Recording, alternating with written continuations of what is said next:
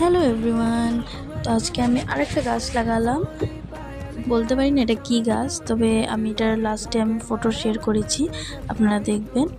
তো এটা মা এনেছিল, তো ওইটার থেকে পাতাও বের হয়েছে, তাই ভাবলাম যে টাবে বসিয়ে দিই।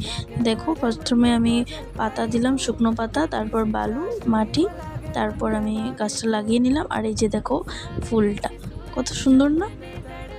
আমার গাছে ফুল আসলে নিশ্চয়ই আপনাদের সাথে শেয়ার করব। আজকের জন্য এতটুকু, বাই বাই।